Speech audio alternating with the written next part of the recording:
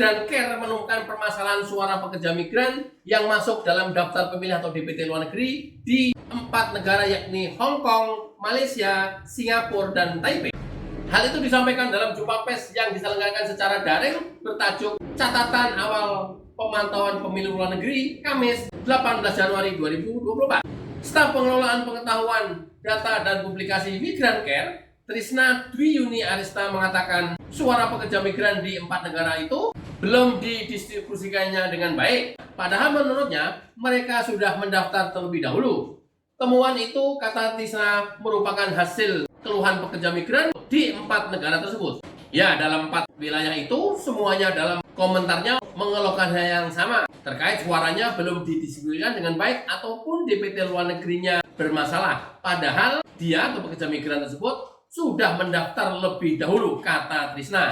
Lembaga yang fokus mengadvokasi pekerja migran ini menilai permasalahan ini merupakan ketidakseriusan KPU terhadap pemilih kebangsaan Indonesia di luar negeri.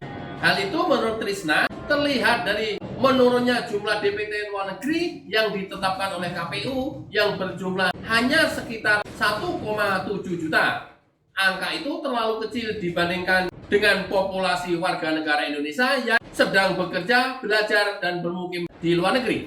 Ia menduga penurunan angka itu karena KPU tak melakukan revisi terhadap lampiran 3 dan 4 dari Undang-Undang Nomor 7 tahun 2017 tentang pemilu, sehingga pada 2024 pemilih luar negeri digabung dengan Jakarta 2. Trisna mengatakan populasi pekerja migran Indonesia di luar negeri ada berbagai versi data, namun tentu jumlahnya lebih besar dari DPT luar negeri yang ditetapkan oleh KPU. Menurut Bank Indonesia, sebanyak 3,6 juta PMI. Menurut Kementerian Tenaga Kerja, ada sekitar 6,5 juta. Prediksi Bank Dunia menyatakan 9 juta, ujarnya.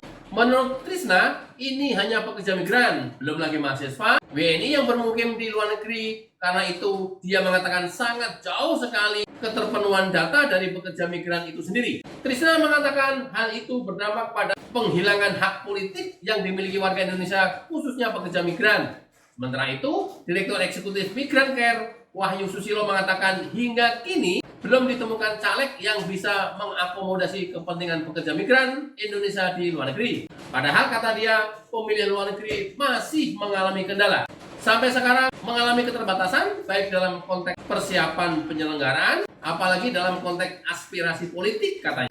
Wahyu mengatakan Diaspora Indonesia sejatinya pernah melakukan judicial review ke MK perihal pemilih Indonesia di luar negeri. Hal itu bertujuan agar pemilih luar negeri masuk dapil tersendiri, tidak dicampur dengan dapil Jakarta. Namun, tambahnya sampai saat ini belum terrealisasi. Pasalnya, selama ini mereka digabungkan dengan dapil 2 Jakarta, yakni Jakarta Pusat dan Jakarta Selatan.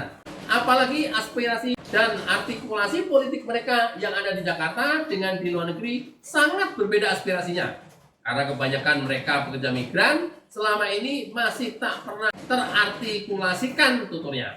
Menurut Wahyu, hasil penelusuran lembaganya yang dilakukan petahana yang terus-menerus terpilih di wilayah itu, tapi tak pernah mengartikulasikan kepentingan pekerja migran dari pemilu 2014 hingga pemilu 2024 hari ini. Tutup dulu kopinya.